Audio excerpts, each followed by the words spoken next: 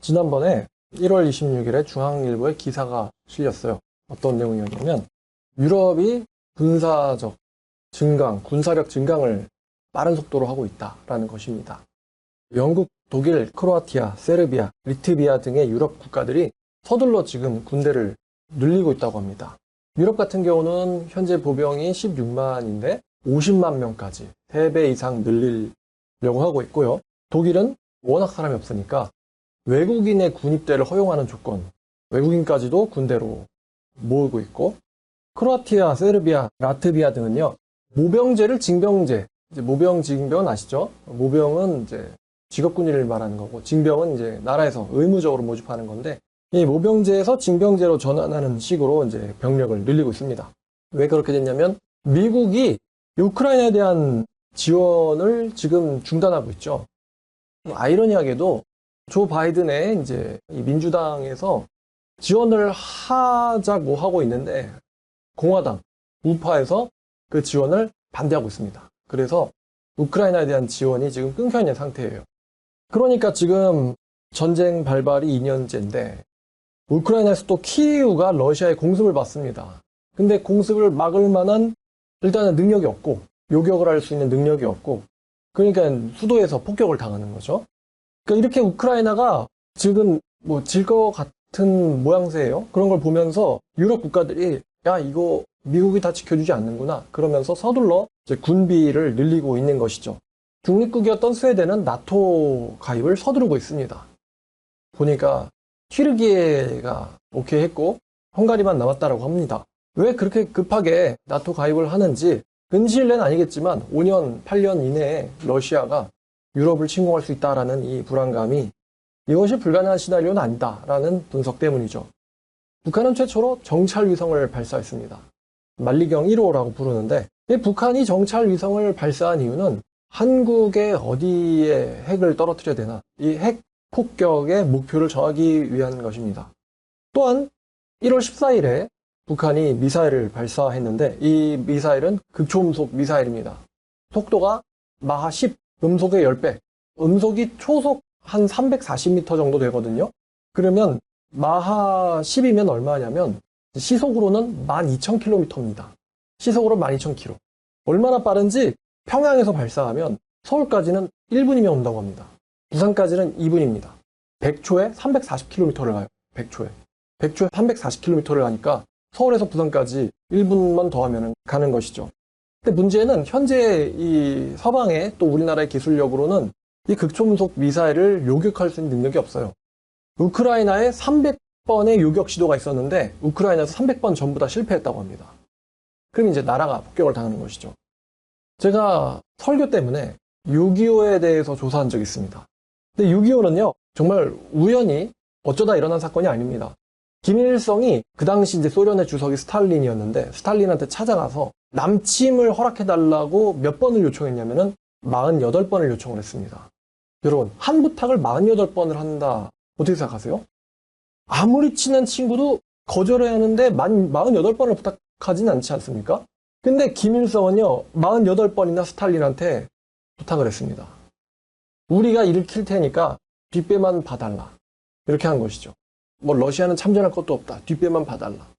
그리고 겉으로는 마치 평화적인 움직임을 표했어요. 화전, 양면, 전술이라고 하죠. 그러니까 이제 미군이 철수를 했고 철수하고 나서 얼마 되지 않아서 바로 평화의 분위기 속에서 6월 25일 일요일입니다. 일요일 기습 남침이 일어났던 것이죠. 우리가 저지를 테니까 뒷배만 봐달라.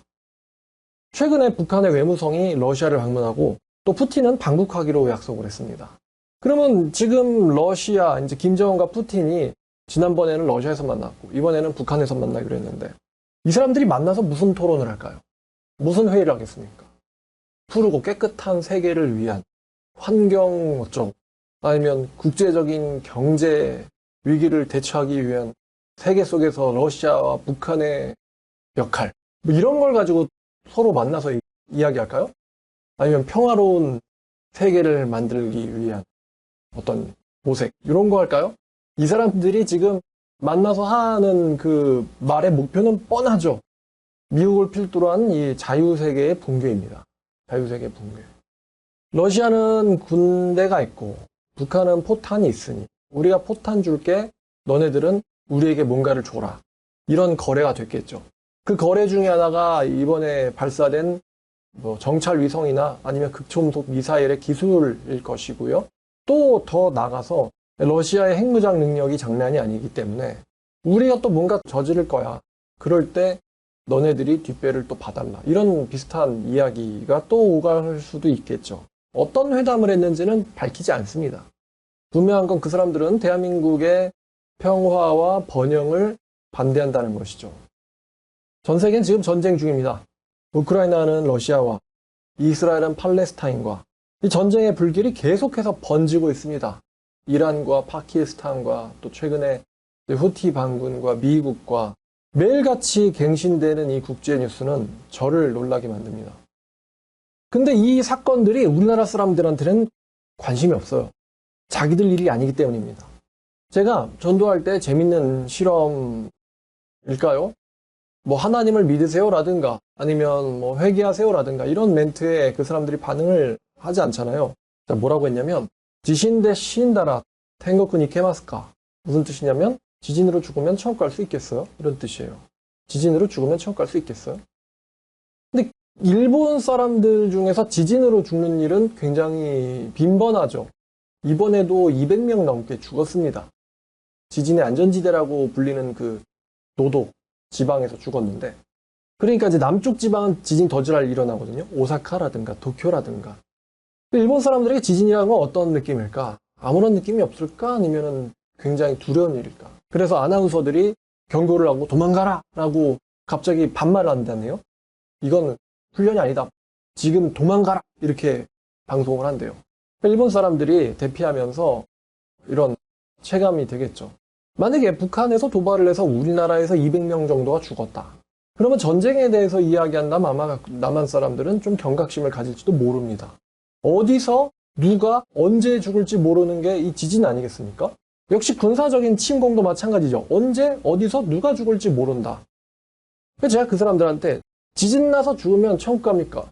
이렇게 물었더니 그때 갑자기 사람들 그 일본 사람들 귀가 정말로요 이렇게 확 커지는 느낌이 들었어요. 그리고 분위기 갑자기 쏴 이렇습니다. 근데 보통 화가 나는 메시지면은 뭐래 이러면서 쳐다볼 법 하잖아요. 근데 고개를 이동도 못하고 앞만 보고 걸어가는 거예요. 갑자기 분위기 쏴해졌는데 정말 의외의 장소에서 정말 의외의 메시지를 들었기 때문에, 그것도 자신들이 내심 두려워하고 있는 메시지를 들었기 때문에 그런 반응을 보였을 거라고 생각합니다. 또 한국 사람들한테 갑자기 죽을 수 있는 문제 뭐가 있을까요? 전쟁 나서 죽으면 천국 가겠냐? 이렇게 말한다면 비웃죠. 비웃습니다. 뭐 비슷한 메시지인데 죽기 전에 회개해야 한다라고 말해도 비웃습니다. 우리나라가 자살률 1위인데도 말이죠. 마치 죽음이라는 게 자기들과는 전혀 연관이 없는 것처럼 생각합니다. 죽음이 전혀 연관이 없는 것처럼. 그래서 한국인들의 이 안보관이 기괴할 정도로 무관심하다, 아니하다. 이것은 해외에서도 놀랄 정도입니다. 해외에서 한국이라는 곳은 언제든 전쟁이 발발할 수 있는 휴전 국가인데 우리나라인들한테 전쟁이라는 것은 꿈에도 나오지 않는 이야기죠. 제가 저번 주에 전쟁 난 꿈을 꿨어요. 건물들 다 밀려있고. 하여튼 이런 안보관에 대한 무시가 저는 이런 생각도 들어요. 두려움에 대한 반증인지도 모르겠다. 남자들은 군대를 가잖아요. 군대를 가면은 적군이 침략해올 때, 이럴 때 이제 적군이 누구냐 이걸 가지고 북한으로 할까 뭘로 할까 이거 가지고 이제 국내 이슈가 되지 않습니까? 뭐 주적이다 아니다.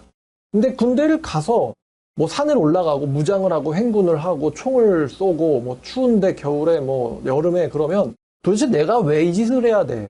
라는 생각을 하게 되죠. 또 이제 경계를 하고 보안 작전을 훈련을 하다 보니까 아, 저쪽에 적이 있긴 있군 이라는 어느 정도의 그 인식이 있긴 있나 봐요. 남한 사람들, 남자들한테는. 근데 이제 여자들한테 전쟁, 적군, 침략 그러면 완전히 생소한 단어입니다. 북침인지 남침인지도 모르고 우리나라가 언제 침략당했는지도 분명 모르고 관심이 없을걸요? 아마 관심 있는 거는 어디에 있는 케이크가 맛있다, 이쁘다 그 정도일 것입니다. 근데 이런 안보관에 대한 이 안이함과 무시와 무지가 어떻게 생각하면 전 두려움의 반증이라는 생각이 들어요. 전쟁 나면 난민들이 발생합니다. 시리아로 도망가고 또 어디로 도망가고 그래서 국경을 넘어가지고 우크라이나 난민 아니면 무슨 난민들이 발생하죠. 근데 우리나라에 이제 한국전 난민이 발생할까? 난민이 나오려면 이제 도망을 가야 되거든요. 근데 어디로 도망가죠? 한국전이 터지면 어디로 도망을 갑니까? 어디로 도망갑니까? 동해로 갑니까? 서해로 갑니까? 남해로 갑니까? 아니면 북으로 올라갈까요? 어떻게 도망가죠? 자동차에 타서 시동을 걸고는 영종대교를 건너서 인천공항에 간 다음에 비행기를 예약해서 타서 가면 됩니까? 아니면 국제 김포공항을 가면 됩니까? 아니면 경부선을 타서 그냥 남으로 차를 타고 태연히 내려가면 되겠습니까? 그런 생각을 전 국민이 다 할 텐데요. 그죠? 아마 모든 도로는 주차장이 될 것이고 사람들은 놀라서 아비규환일 것입니다. 어떡하죠? 그래서 요즘에 딱 든 생각 중에 하나가 마트로 도망가야 된다. 마트 지하 주차장. 그냥 위에 통조림과 물이 있으니까. 여러분 그 재난 영화 같은 데 보면은 마트로 도망간 사람들이 식료품을 훔쳐가지고 2층에도 농성을 합니다. 그쵸? 뭐 좀비 영화라든가 그런 걸 보면 말이죠. 이 한국인의 이 안보관 굉장히 안이하다고 했는데 근데 또 요즘에 또 충격적인 뉴스를 하나 들었어요. 뭐냐면 트럼프가 이런 말을 하는데 또 미국의 고위 관리들도 이런 말을 합니다. 한국에서 전쟁이 발발할 경우에 미국의 주력군이 출진하겠는가 한국을 구하기 위해서 라는 질문에 대해서 미국의 고위 관료들과 트럼프도 그렇지만 아니라고 말합니다. 한국의 전쟁은 한국인끼리 막아야지 이런 마인드인 것 같아요. 비슷한 질문이 중국이 대만을 침공할 경우 미국이 나설 것인가라는 질문이 나왔었어요. 근데 역시 미국이 아니라고 말했습니다. 대만의 전쟁은 대만이 맞고 한국의 전쟁은 한국인들끼리 알아서 이런 마인드인 것 같아요.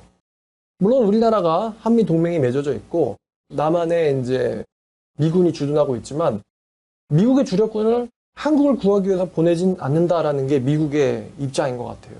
그 이유가 자신들은 궁극적으로 전쟁에서 승리를 하기 위해서이고 그 주력군은 중국을 대비해서 예비하고 있어야 된다라는 것이죠.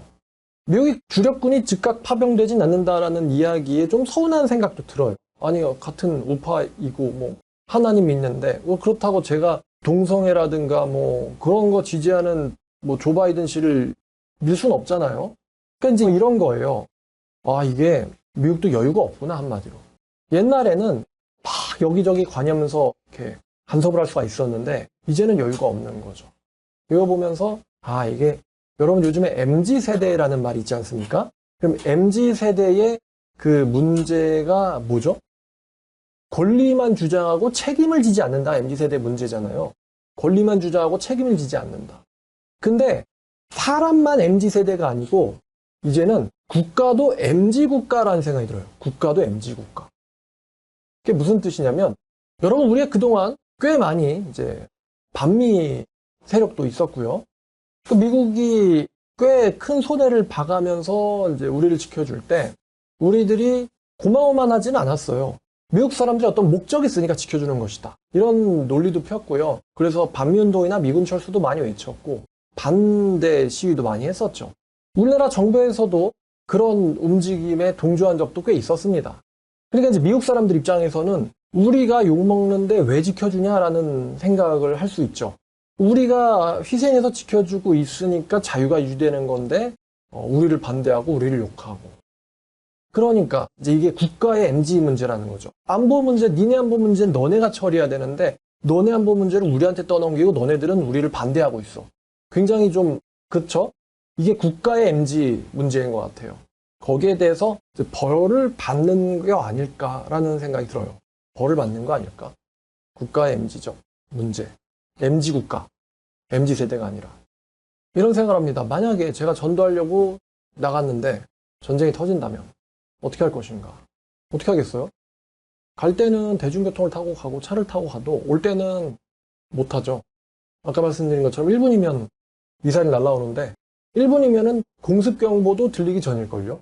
아마 사람들은 뭐야? 하고는 이 전쟁이라는 걸 인지하지도 못하고 죽는 사람도 있을 것이고 한국인이 그럼 어디로 도망가냐? 도망갈 데가 없죠. 여러분 한국인은 좀 이런 표현이 그럴 수 있는데 미국 사람들의 고기방패입니다. 고기방패예요. 고기방패라고요. 이게 한국인의 현실이에요. 수준이고. 최전선의 고기방패가 한국이고 그 다음에 고기방패가 일본입니다. 고기가 방패 역할을 하고 총알도 막아내려면 좀 토실토실 살은 쪄야겠죠. 그러니까 경제적인 성장도 필요하고 군사적인 성장도 필요하고. 근데 한국인의 역할은 고기 방패입니다. 이게 너무하다, 비인간적이다라고 생각할지도 몰라요. 근데 70년 전에 한국을, 남한을 자유세계로 남겨놓기로 결정한 사람들의 속내는 그거였어요. 자기들을 위한 방패로 쓰자. 반띵은 북에서 가져가고, 북쪽 나라에서 가져가고, 반은 저쪽 남동, 동쪽 나라에서 가져가고. 고기 방패인 우리가 내가 재산이 7천억이 있는데 또 소용이 없죠.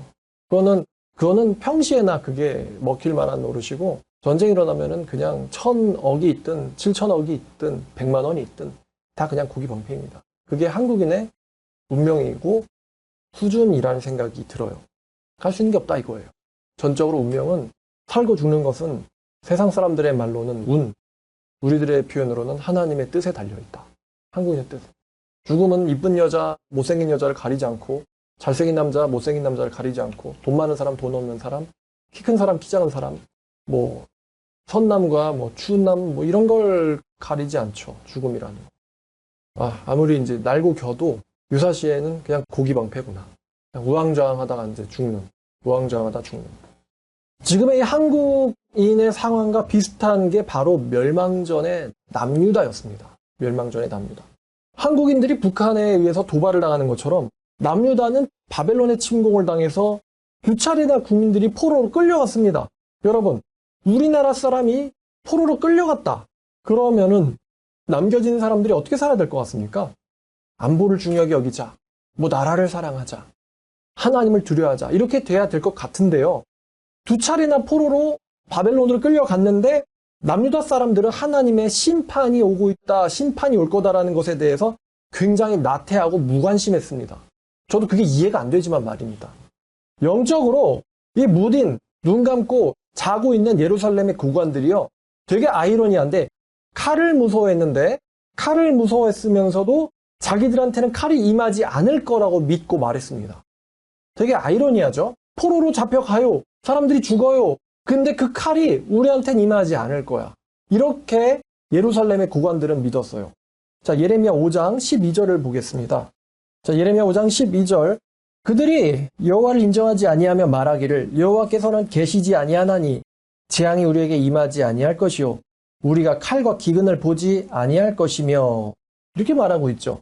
선지자들은 바랍니다. 말씀이 그들의 속에 있지 아니한즉 그같이 그들이 당하리라 하느니라. 선지자들의 심판의 예언도 귀 기울여 듣지 않았다는 뜻입니다.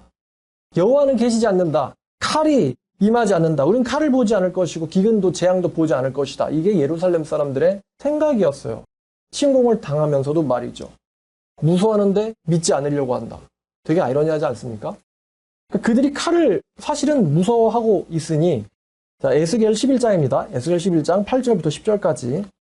나 주 여호와가 말하노라. 너희가 칼을 두려워하니 내가 칼로 너희에게 이르게 하고 너희를 그 성읍 가운데서 끌어내어 타국인의 손에 넘겨 너희에게 벌을 내리리니 너희가 칼에 엎드려질 것이라. 내가 이스라엘 변경에서 너희를 심판하리니 너희는 내가 여호와인 줄 알리라. 이 성읍은 너희 가마가 되지 아니하고 너희는 그 가운데서 고기가 되지 아니할지라. 내가 너희를 이스라엘 변경에서 심판하리니 너희는 내가 여호와인 줄 알리라. 여기 하나님 말씀에 너희들이 칼을 무서워하니 내가 칼이 너희에게 이르게 하겠다라고 말씀하셨어요. 내가 너에게 벌을 내릴지라라고 벌 정도면은 좀 소프트한 표현인데 그 아래를 보면은 너희가 칼에 엎드려질 것이다. 엎드려진다. 이것도 역시 관용적 표현이죠. 도륙당하고 난도질 당한다는 이야기죠. 너네 칼을 무서워하니 칼로 도륙을 내주겠다라는 것입니다. 이 칼에 대해서, 칼 되게 우악스럽죠. 사람이 칼에 죽는 거. 혈관이 잘려서 피가 튀고 하는 모습들 말입니다. 어쩌면 폭탄이 났지. 이렇게 생각하는 현대인들도 있어요. 21장을 보면, 에스겔 21장 3절부터 보면 칼에 대한 묘사를 하는데 이 칼의 정체가 하나님의 칼입니다. 하나님의 칼집에서 뽑힌 칼. 21장 3절부터 이스라엘 땅에게 이르기를 여호와의 말씀에 내가 너를 대적하여 내 칼을 칼집에서 빼어 의인과 악인을 네게서 끊을지라. 내가 의인과 악인을 네게서 끊을 터이므로 내 칼을 칼집에서 빼어 모든 육체를 남에서 북까지 치리니 의인마저도 남에서 북까지 모조리 칼로 칠 것이다. 모든 육체는 나 여호와가 내 칼을 칼집에서 빼낸 줄을 알게 될 것이다. 칼이 다시는 칼집에 꽂히지 아니하리라 하셨다 하라. 인자야, 너는 탄식하되 허리가 끊어지듯 탄식하라. 그들의 목전에서 슬피 탄식하라. 그들이 너에게 묻기를 네가 왜 탄식하느냐 하거든 대답하기를 재앙이 온다는 소문 때문이니 각 마음이 녹으며 모든 손은 약해지며 영은 쇠하며 모든 무릎엔 물이 흐르리라. 보라 재앙이 오나니 반드시 이루어지리라. 주 여호와의 말씀이라 하라. 여호와의 말씀이 또 내게 임하여 이르시되 이 인자야 너는 예언하여 여호와의 말씀을 이같이 말하라. 칼이여 칼이여 날카롭고 빛나도다. 그 칼이 날카로움은 죽임을 위하며 빛남은 번개같이 되기 위함이니 우리가 즐거워하겠느냐. 내 아들의 귀가 모든 나무를 없인 여기는도다. 그 칼을 손에 잡아 쓸만하도록 빛나게 하되 죽이는 자의 손에 넘기기 위하여 날카롭고도 빛나게 하였도다 하셨다 하라. 그날의 참상을 일으킬 칼에 대해서 아주 무시무시한 묘사를 하고 있습니다. 여기서 지금 불려져 있는 이 단어인 칼은 여호와의 칼이지만 아마 이 예언을 기억하고 있는 사람들은 그 칼의 성취를 바벨론 사람들의 칼로 보겠죠. 바벨론 사람들의 그 번쩍번쩍하는 자기의 백성과 가족들을 도륙내는 그 칼을 보면서 이 에스겔이 했던 번쩍이는 날카로운 칼의 예언이 떠올랐을 것이죠. 이 우리나라가 한때는 굉장히 영적으로 부흥했었던 나라입니다. 지금으로부터 한 120년쯤 전일까요? 모두가 길거리에서 또 교회에서 하나님의 말씀을 들었습니다. 모두가 다 교회를 갔고요. 모두가 다 성경을 읽었습니다. 그런데 우리나라가 경제적으로 성장하자 먹고 살만해진 사람들이 하나님을 버리고 배신하고 말았죠. 우리나라가 하나님을 몇 번 배신했을까 하니까 한 번 배신한 것 같네요. 요즘 사람들 왜 교회 안 가냐? 혹시 하나님한테 무슨 잘못이 있냐? 하나님한테 서운한 게 있냐? 그러면 아니죠. 그냥 바빠서. 먹고 살만하니까. 등 따시고 배불러서. 그 결과 지금 120년이 지난 대한민국의 영적인 상태는 남유다의 상황보다 굉장히 심각합니다. 매일같이 올라오는 엽기적이고 끔찍한 뉴스는 우리를 매일 놀래킵니다. 매일 뉴스가 분류는 되게 재밌는 이야기인 것 같아요. 강간, 살인, 횡령, 사기, 자살, 뉴스가 한도 끝도 없이 매일매일 올라옵니다. 밖에 나가보면 전도하는 사람은 없고 이단 사이비만 판을 치고 국민들의 반기독교 정서와 무관심이 대한민국 건국 이래 그 어느 때보다도 굉장히 심각합니다. 이런 상황에 목사들은 사례비나 월급 타령이나 하고 있죠. 참 화가 나는 이야기입니다. 대형교회 다니는 사람들, 여러분 전도하다가 길에서 교회 다니는 사람 만나보면요. 우리 말씀사랑교회 사람들이랑 말이 안 통하는 걸 여러분 알 거예요. 그게 우리가 특이해서가 아닙니다. 우리는 성경에 있는 이야기를 할 뿐이거든요. 우리는 예수님의 이야기를, 예수님의 예언이나 예수님의 이야기나 하나님의 말씀, 성경에 대한 이야기를 하는데 그 성경에 대한 이야기를 하는 게 그 교회 다니는 사람들한테 굉장히 이상하고 낯설고 이제 기괴하고 흉측하고 괴이한 모습인가 봐요. 교회만 다니면 되고 목사님 설교만 들으면 되지 왜 성경을 가지고 길에서 이야기하지? 이렇게 나오죠. 그러니까 교회의 주인이신 예수님이나 하나님의 말씀을 우리가 그대로 한 글자도 바꾸지 않고 인용을 해도 그게 그 사람들한테 굉장히 괴이하고 이질적으로 느껴집니다. 그 사람들은 그런 식의 신앙생활, 하나님의 교회에서는 하나님의 말씀을 따라서 하나님을 위해서 산다. 그러니까 하나님 말씀을 잘 알아. 이런 식의 신앙생활을 걔네들은 한 번도 태어나서 해본 적이 없는 거죠. 그런 거를 듣도 보도도 못한 거예요. 그럼 걔네들은 교회는 가는데 하나님의 말씀에 따라하지 않고 사람의 생각대로 또 사람들의 느낌대로 또 시대의 분위기대로 신앙생활을 하지 하나님의 말씀대로 신앙생활을 하지 않는다는 것입니다. 그러니까 하나님 말씀을 가지고 이야기하면 굉장히 괴이하게 느껴지죠. 여러분 이단 취급받지 않습니까? 근데 이단 취급을 받는데 이단 취급을 왜 받는지에 대한 성경적 근거는 없어요. 하나님이 믿는 사람 심판한다. 이게 성경의 내용 아닙니까? 구약성경, 신약성경 다 보면 하나님이 구약시대 때 선지자를 불신자한테 보내나요? 하나님의 선지자를 바벨론한테 보냅니까? 하나님이 아시리한테 선지자 한 명 보냈네요, 요나. 근데 빼고 하나님 불신자한테 선지자 보내나요? 안 보내요. 하나님은 무조건 다 예루살렘에다가 이스라엘에다 선지자 보냅니다. 그럼 선지자의 그 선지서의 내용이 뭔데요? 참잘하고 있다. 참잘했어요예요, 내용이? 내가 조만간 너희를 죽일 것이다. 조만간 너희를 죽인다. 여기서 너희가 누구예요? 불신자예요? 신자예요? 다 신자예요. 하나님이 신자를 심판한다. 왜냐하면 너희가 나와 언약을 맺었는데 그 언약을 너희가 파기했잖아. 언약 파기의 벌에 따라서 내가 너희를 계약서의 조항대로 심판하겠다가 하나님의 선지자의 내용이었어요.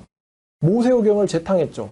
모세오경을 다시 이야기하면서 너를 다시 심판하겠다. 너희들은 나와 출애굽 때 맺은 언약을 너희들은 파기했다. 그래서 그 언약의 내용대로 너에게 페널티를 내릴 것인데 너희가 칼에 죽을 것이며 약속의 땅에서 끌려갈 것이다.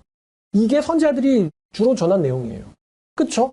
하나님을 안 믿는 사람한테 선지자 보낸 적이 없다라고 할 수 있습니다. 거의 없다. 대부분의 경우 성경의 99%는 신자한테 보낸 거죠. 신자한테. 사도 바울이 예수님이 심판이 올 거다라고 무신론자한테 말하나요? 주요 대상은 신자입니다.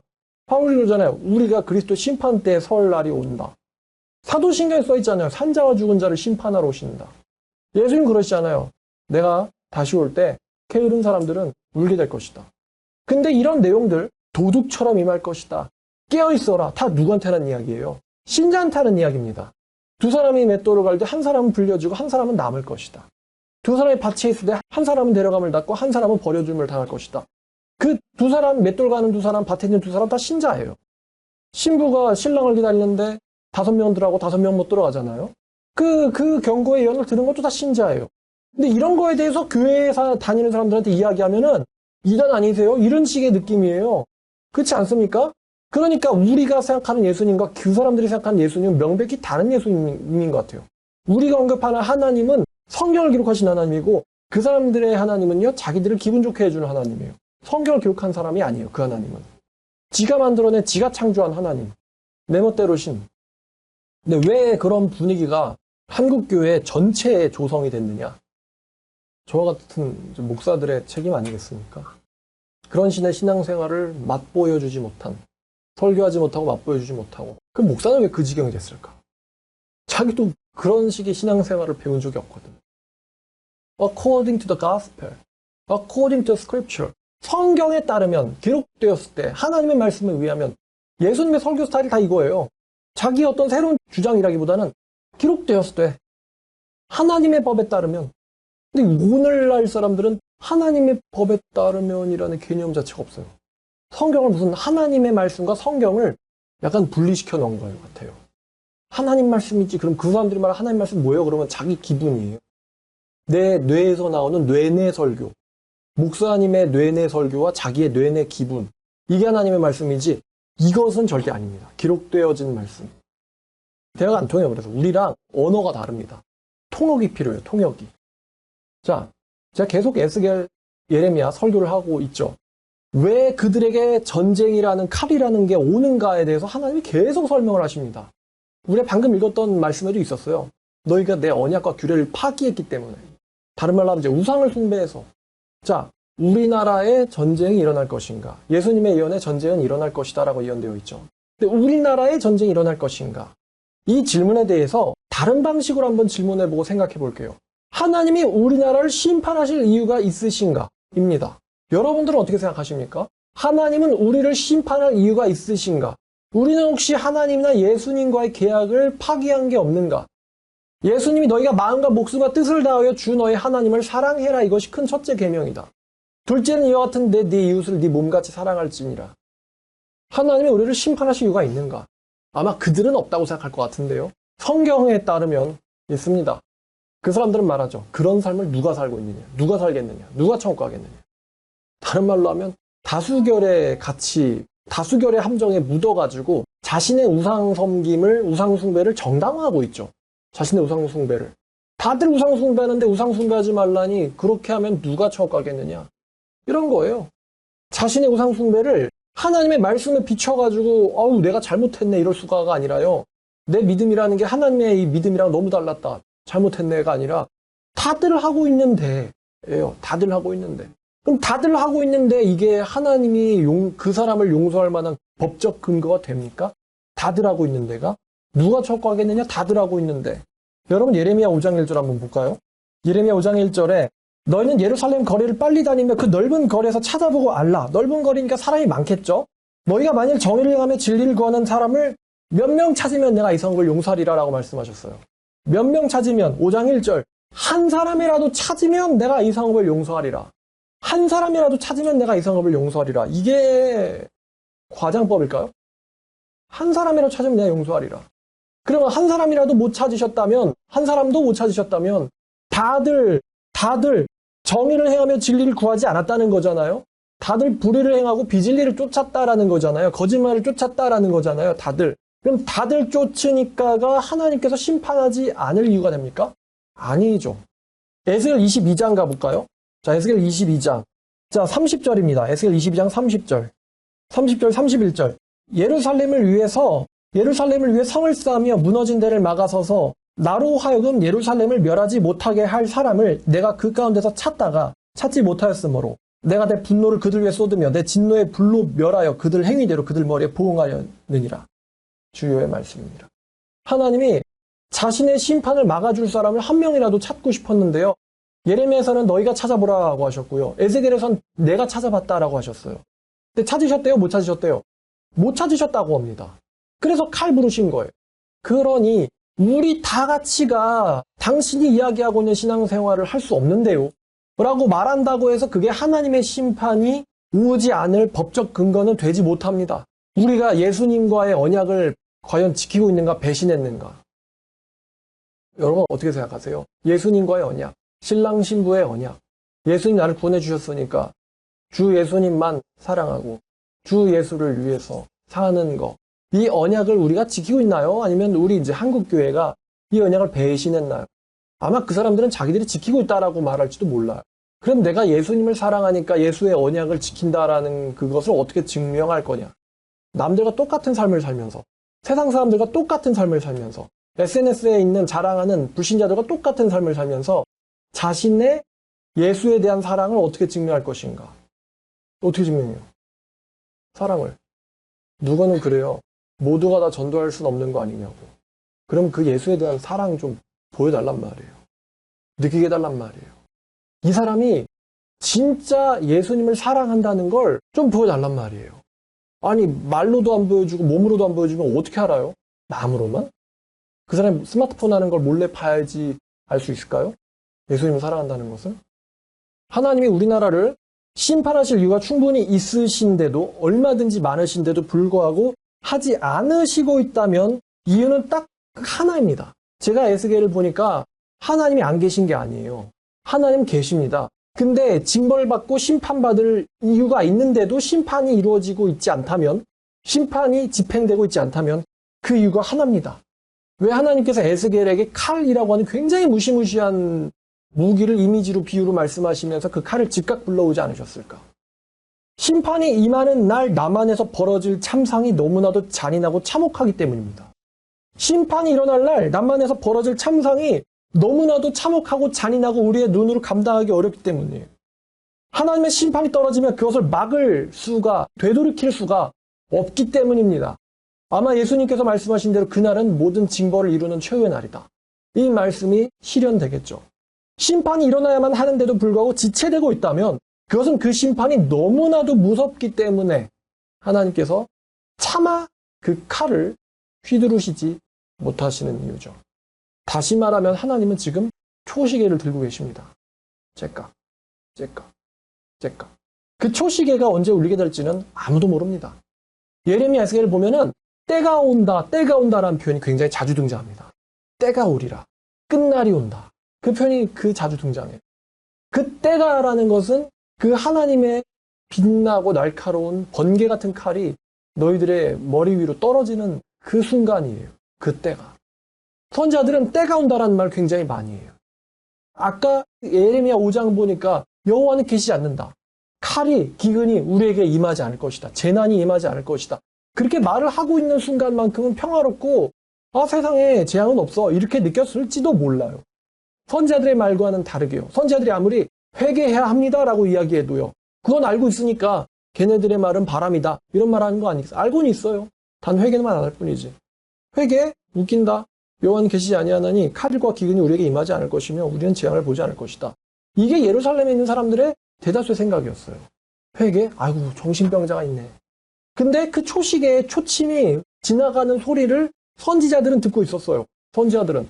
그게 일어났을 때 아마 모든 예루살렘 사람들은 놀랐을 거고 아까 성경에 얘기한 것처럼 영은 쇠하고 마음은 높고 무릎에는 물이 흐르게 되고 다들 그랬겠지만 선지자들도 그랬을까요? 자기들이 경고하고 그렇게 신랄하고 생생하게 묘사했던 그 순간이 일어난 거잖아요. 그 사람 선지자들이 하나님의 심판을 부당하다고 얘기했겠습니까?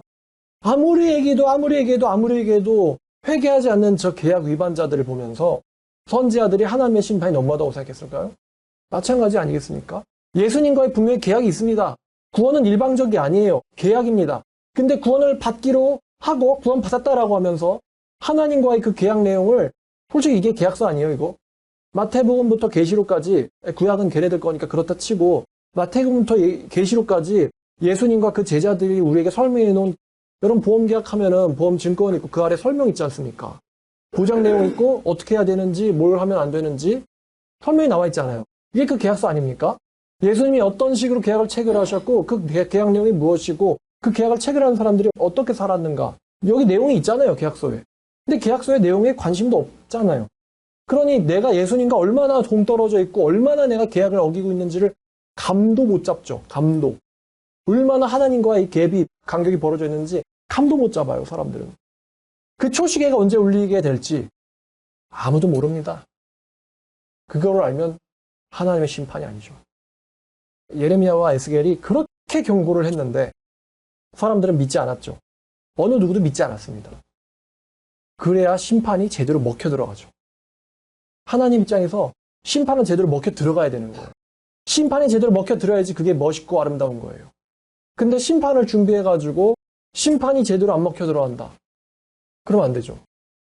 하나님의 심판이 제대로 먹혀 들어가기 위해서는 그 경고를 사람들이 멋지게도 듣지 않아야 됩니다. 무시하고 경멸하고 정신 이상자 취급하고 그래야 그 사람들한테 심판이 제대로 먹혀 들어가죠. 성경에 그러지 않아요? 결단코 피하지 못하리라. 결단코 피하지 못하리라. 우리 하나님의 심판과는 상관이 없다. 심판은 임하지 않는다. 제가 무슨 당장이라도 전쟁이 일어날 것 같아요. 라고 지금 설교하는 것 같이 보여도 이게 며칠 뒤가 될지 1분 뒤가 될지 거기서 누르면 1분이면 온다고 하니까 근데 좀 무섭긴 하네요. 1분이면은 국가 관료들 모여있는 곳에다가 쏴버리면 1분이면 그냥 갑자기 나라가 마비되는 거 아니에요. 국방부 장관, 대통령, 국무총리 다 모였을 때 그냥 띡 눌러버리면은 그렇잖아요. 그러면 나라가 마비되는 거 아니에요. 누가 그러면 선전포고하고 누가 군사적 대응을 하겠어요. 1분이면 다 마비가 되는데 1분이면 경보음 듣고는 여기서 1층까지 내려가지도 못하죠. 샤워하다가 딱 1분이면은 물기도 못 닦고 그냥 끝 아닙니까? 고체연료 극초음속 미사일. 연료를 채울 필요도 없고 버튼으로 그냥 바로 발사되는 거예요. 그게 몇 분이 될지, 몇 분 뒤가 될지, 몇 년 뒤가 될지, 몇십 년 뒤가 될지 모릅니다. 분명한 건 하나님이 나만을 치실 이유가 충분하다는 거죠. 그리고 하나님은 사람들을 지옥 보내셔야 되는데 하나님은 본인도 법이 있으시기 때문에 생사람을 지옥 보내지 않아요. 옛날에 모세 때 생사람을 지옥 보낸 적이 있습니다. 생사람이라는 건 죄가 없는 사람이 아니라 살아있는 사람을 죽이지 않고요. 바로 지옥으로 보낸 경우가 있으세요. 하나님이. 근데 그런 경우는 아주 극히 드물죠. 에녹이 죽음을 겪지 않고 천국을 갔죠. 아주 드물게 있습니다. 천국 가려면 죽어야 돼요. 지옥 가려면 죽어야 됩니다. 그리고 그 죽음을 야기시킬 어떤 방법이 필요하죠. 신체적인 정지든 손상이든 죽음이든 어떤 방법이 필요하시고 하나님은 구실을 찾고 계세요. 죽일 구실. 죽일 구실이 충분하면 하나님은 하십니다. 언제까지거나 참으시는 분이 아니에요.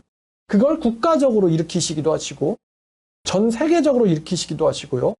아니면은 개인적으로 일으키시기도 하십니다. 목회하면서 보니까 사람들이요. 다 벌받는 그게 보여요.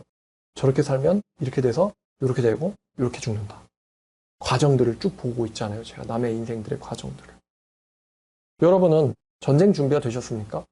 전쟁 준비 되셨어요? 어떻게 하죠? 전쟁 준비? 어떻게 전쟁 준비합니까? 이 중에 공군 비행사나 포병이 있으면은 후다닥 전투복을 입고 뛰어서 여자들 전쟁 준비 어떻게 하죠? 제 생각에요. 제가 여자를 미워하거나 그래서가 아니고요. 여자도 행군과 사격 같은 기초 전투 훈련은 해야 되지 않을까요? 왜냐면 전쟁이 나면 여자들의 선택지는 하나일 거예요. 강간당하고 죽는다. 아니면 그냥 죽는다. 근데 발악이라도 해보려면은 조준해가지고 격발이라도 할 줄 알아야지. 그렇잖아요? 피난하고 난민이 될 수 있어. 그럼 전투훈련은 안 해도 돼요. 근데 피난하고 난민은 될 수 없는 나라예요. 우리나라는. 죽든가 싸우든가 둘 중에 하나밖에 남지 않죠. 그러니까 총 정도는 쏠 줄 알아야 되지 않을까요? 라는 생각이 들어요. 그래야 북한군이 함부로 능욕을 못하지. 우크라이나의 여군들은 총과 함께 수류탄을 갖고 다닌답니다. 그 수류탄은요? 뭘까요? 어떤 용도일까요? 적군한테 던질 용도일까요? 아닙니다. 자기 몸을 가루로 만들기 위한 거예요. 왜? 시체 능욕당하지 않으려고.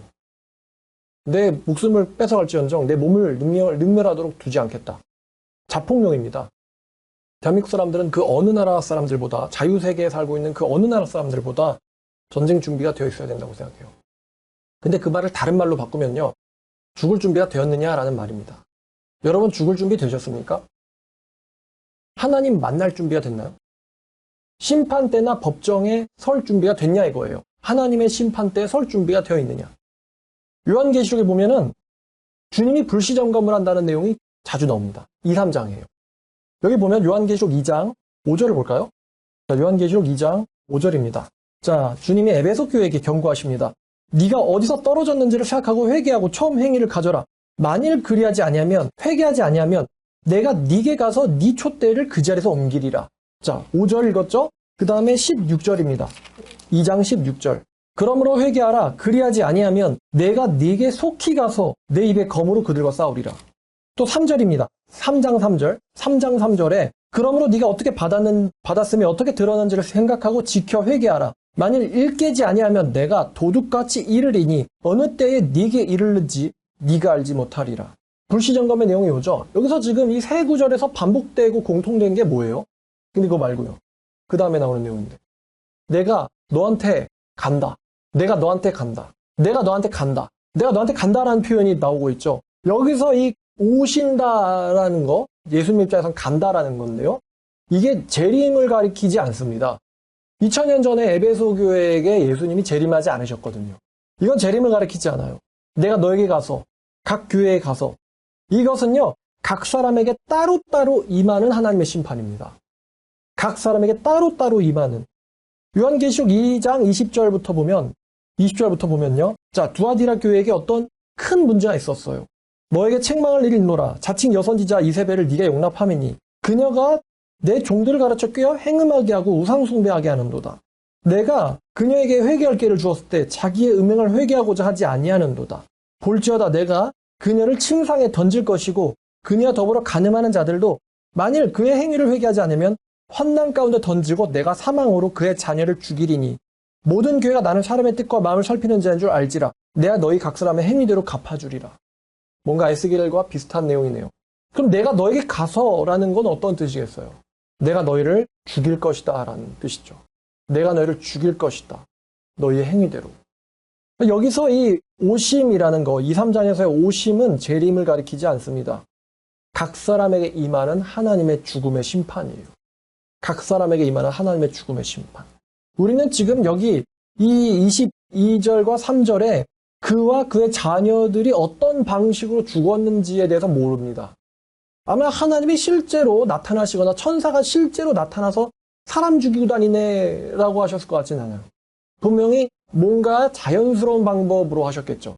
자연스러운 방법으로 죽이시되 그 죽음을 그 사람들이 야 이거 벌이었구나 라고 다 깨닫게 된다는 거예요. 그 사람 하나님의 벌 받았구나. 그 사람 하나님의 심판 받았구나. 벌 받았구나. 이게 요한계시록 2, 3장에 내가 너에게 속히 가서예요. 내 입에 칼로 너희들과 싸울 것이다. 여러분, 전쟁이 터져 죽든 병으로 죽든 사고로 죽든 하나님의 심판은 불시성이라는 걸 특징을 갖고 있습니다. 갑자기 닥친다는 거죠. 심판받을 자에게. 여러분은 하나님 앞에 설 준비가 되셨습니까? 이게 크리스찬의 전쟁 준비입니다. 제가 크리스찬의 전쟁 준비 하면은 기독교도 전투훈련을 하자 이런 내용이 아니고요. 하나님 앞에 설 준비가 됐냐 이거예요. 하나님 앞에 설 준비가 되셨습니까? 이게 크리스찬의 기독교인식의 전쟁 준비예요. 언제 죽더라도 하나님 앞에 설 준비가 되어 있는 것. 만약에 주님이 갑자기 나에게 오시더라도 죽음이 나에게 갑자기 덮치더라도 주님 만날 준비가 되어 있냐 하는 것입니다. 주님 만날 준비. 마태복음 마지막 장의 마지막 절을 보면 마태복음 마지막 장이 몇 장이죠? 28장. 마지막 절은 몇 절일까요? 20절입니다. 마지막 장 마지막 절. 되게 설명이 쉽죠? 마지막 장 마지막 절. 자, 예수님의 승천전 유언입니다. 마지막 세상에 남겨놓으신 말씀인데 내가 너에게 분부한 모든 것을 가르쳐 지키게 하라. 내가 너에게 분부한 모든 것을 가르쳐 지키게 하라. 라는 것이죠. 여러분 어때요? 여러분 이 계약 내용 지키고 계십니까? 내가 너에게 분부한 모든 것을 가르쳐 지키게 하라. 이 계약 내용 지키고 계세요? 여러분은 지키고 있으며 여러분은 지키게 하고 있습니까?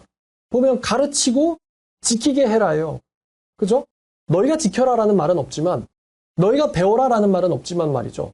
근데 내가 너에게 분부한 모든 것을 가르치려면 여러분 모르는데 선생이 될 수 있습니까? 모르는데 가르칠 수는 없죠. 가르쳐라라는 말에는 내가 너에게 분부한 것을 너희들은 학습하라라는 내용이 먼저 선행되겠죠. 그리고 내가 지키지 않으면서 남을 지키게 할 수는 없습니다. 내가 지키고 있다는 것이 지키게 하라에 선행됩니다. 그러니 여러분은 예수님이 가르치신 모든 것을 숙지하고 있으며 지키고 계시냐라는 것입니다. 이건 기본이고 그 기본에 예수님이 하신 명령은 가르치고 지키게 하라는 것입니다. 그렇죠? 내가 알고 있고 내가 지키는 건 기본이죠. 남을 가르치고 남을 지키게 하는 게 예수님이 우리에게 주신 내용이에요. 그렇지 않습니까? 이 예수님의 최후의 유언격 계약 내용을 여러분들 지금 지키고 있냐는 거죠. 제가 어제 이런 설교를 짧게 했는데 이거 지키고 있는 사람이 있을까요? 우리나라에? 제가 보기에는 없습니다. 속지도 안 돼 있고요. 지키지도 않나요? 모르는데 뭘 지킵니까? 그죠? 모르는데 뭘 지켜요? 예수님을 사랑하면 그의 계명을 지켜라. 그러면 그의 계명이 뭐예요? 그럼 몰라요. 모르는데 뭘 지킵니까? 알아야 지키지. 예수님의 최후의 유언격 메시지 가르치고 지키게 해라. 이거 지키고 있는 사람 제가 보기엔 거의 없어요. 없다고 말해도 과언이 아니에요. 있으면 제가 가서 만나보고 싶을 정도로 이 사람들은 천연기념물이고 희귀생물입니다. 어쩜 멸종됐을 수도 있어요, 벌써. 여러분, 제가 지금 한 구절, 예수님이 우리에게 지켜라라고 말씀하신 한 구절을 제가 가져왔어요. 한 구절. 모든 내용이 아니라 한 구절 가져왔습니다. 여러분이 하나님 만날 준비가 됐느냐? 다시 말하면 어떤 사람이 하나님을 만나도 되겠어요? 준비가 된 사람이죠. 이런 말이 좀 이상하게 느끼실 수는 있는데요. 하나님의 말씀 잘 지키는 사람은 죽음에 대하여 두려움이 없습니다. 하나님 만나면 왜요? 자랑스러울 것이고 할 말도 있을 거예요. 여러분 바울이 죽음을 두려워하는 것 같이 보이나요? 사도 바울이 두려워하는 게 있긴 있어요. 그게 하나님 앞에서 책망당하는 거예요. 근데 사도 바울은 죽을 때 마지막으로 남긴 말 보면요. 나를 위해서 영광의 면류관이 예비되어 있다. 라고 말합니다. 그가 하늘에 가서 상 받기 위해서 죽음이란 통로를 거쳐야 할 뿐이지 그 사람에게 있어서 죽음이나 그런 건 심판이 아니에요. 하나님이 자기를 부르는 수단이죠. 영광스럽게 부르는 수단입니다. 그래서 바울은요. 죽음을 초월했어요. 육체를 초월하니까 나중엔 죽음도 초월하게 되는 것 같아요. 근데 준비가 안 된 사람 아마 자기가 잘 알 거예요. 준비가 안 된 사람은 나중에를 외치죠. 나중에를 외치다. 왜냐하면 현실이 급하니까. 나중에를 외치다가 예수님이 말씀하신 것처럼 갑자기 네게 이르니 내가 언제 너한테 갈지 너는 알지 못한다. 이게 뭐예요? 너는 죽음 준비는 못할 겁니다. 라는 거예요. 구원파식 신앙 가진 사람들이 죽기 전에 회개하면 되죠. 라고 생각하는데 하나님은 회개할 기회를 주지 않습니다. 회개할 기회는요. 내가 너에게 가기 전에 주십니다. 내가 그녀에게 회개할 기회를 주었을 때 그녀가 거부했다 그랬잖아요. 그 다음에 이제 내가 가기로 결정해서 가면요. 그때는 회개 못하는 거예요. 회개할 기회는 본인들이 느낍니다. 근데 그걸 지나쳐 보내고 있을 뿐이죠. 그러다 갑자기 생각지도 못한 때에 심판은 불시에 일어납니다. 그리고 그 사람이 엄청난 벌을 받게 되겠죠. 마태복음 24장 42절 읽어보겠습니다. 마태복음 24장 42절부터 51절까지입니다. 그러므로 깨어있으라. 어느 날에 너희 주가 임하는지 너희가 알지 못함이니라. 너희도 아는 바니 만일 집주인이 도둑이 어느 시각에 올 줄 알았더라면 깨어있어 그 집을 뚫지 못하게 하였으리라. 이러므로 너희도 준비하고 있으라. 생각하지 못한 때 인자가 오리라. 충성되고 지혜 있는 종이 되어 주인에게 그 집 사람들을 맡아 때를 따라 양식을 나눠줄 자가 누구냐? 주인이 왔을 때 그 종이 그렇게 하고 있는 것을 보면 그 종은 복이 있으리로다. 내가 진실로 너에게 이르노니 주인이 그의 모든 소유를 그에게 맡기리라. 그러나 그 악한 종이 마음에 생각하기를 주인이 더디오리라 하여 동료들을 때리며 술 친구들과 먹고 마시게 되면 생각하지 않은 날 알지 못하는 시각에 그 종의 주인이 이르러 엄히 때리고 외식하는 자가 받는 벌에 처하리니 거기서 슬피 울며 이를 갈리라. 슬피 울며 이를 가는 장소가 어디겠어요? 천국일까요? 지옥이죠. 하나님의 종처럼 보였는데 어딜 갔어요? 지옥에 갔어요. 외식하는 자가 받는 벌에 같이 처해진대요. 하나님의 종처럼 보였는데. 누가복음 12장 35절을 읽겠습니다. 누가복음 12장 35절. 허리에 띠고 등불을 켜고 서 있어라. 너희는 마치 그 주인이 혼인집에 돌아와 문을 두드리면 곧 열어주려고 기다리는 사람과 같이 되라. 주인이 와서 깨어있는 것을 보면 그 종들은 복이 있으리로다. 내가 너에게 이르노니 주인이 띠를 띠고 그 종들을 자리에 앉히고 나와 수종들리라. 주인이 혹 2경이나 3경에 이르러서도 종들이 그가 차고 있는 것을 보면 그 종들은 복이 있으리로다. 너희도 아는 바니 집주인이 만일 도둑이 어느 때에 이를 줄 알았더라면 그 집을 뚫지 못하게 했으리라. 그러므로 너희도 준비하고 있으라. 생각하지 않은 때 인자가 오리라 하시니라. 베드로가 여짜오되 주께서 이 비유를 우리에게 말씀하심이니까 모든 사람에게 하심이니까. 주께서 이르시되 지혜 있고 진실한 청지기가 되어 주인에게 그 집 종들을 맡아 때를 따라 양식을 나눠줄 자가 누구냐. 주인이 이를 때 그 종이 그렇게 하고 있는 것을 보면 그 종은 복이 있으리로다. 내가 참으로 너에게 이르노니 주인이 그 모든 소유를 그에게 맡기리라. 만일 그 종이 마음에 생각하기를 주인이 더디우리라 하여 남녀 종들을 때리고 먹고 마시고 취하게 되면 생각하지 않은 날 알지 못하는 시각에 그 종의 주인이 이르러 엄히 때리고 신실하지 아니한 자의 받는 벌에 처하리니 주인의 뜻을 알고도 준비하지 아니하고 그 뜻대로 행하지 아니한 종은 많이 맞을 것이요 알지 못하고 맞을 일을 행한 종은 적게 맞으리니 무릇 많이 맞은 자에겐 많이 요구할 것이며 많이 맡은 자에겐 많이 달라 할 것이니라. 알고도 하지 않으면 많이 맞는다. 오늘 말씀 여기까지입니다. 여러분들이 언제나 주님 앞에 설 준비가 되시기를 축원합니다. 기도하겠습니다. 하나님 감사합니다. 오늘 크리스천의 전쟁 준비란 제목으로 말씀 나눴습니다. 어떻게 죽을지, 언제 하나님께 불려갈지 모르는 것이 인생입니다. 내가 지금 살아있다고 해서 앞으로도 살 거라는 보장이 없는데 우리가 언제 서더라도 주님 앞에서 자신 있게 설 수 있는 사람 되게 해주시옵소서. 주님이 오신다라고 하시면 어떡하지 하면서 도망가서 숨는 종이 아니라 오신다라고 하면서 기뻐하며 뛰어나가서 맞이하는 준비된 종이 되게 해주시옵소서. 나중에 하다가 벌을 받는 어리석은 종이 되지 않게 해주시옵소서. 예수님 이름으로 기도드렸습니다.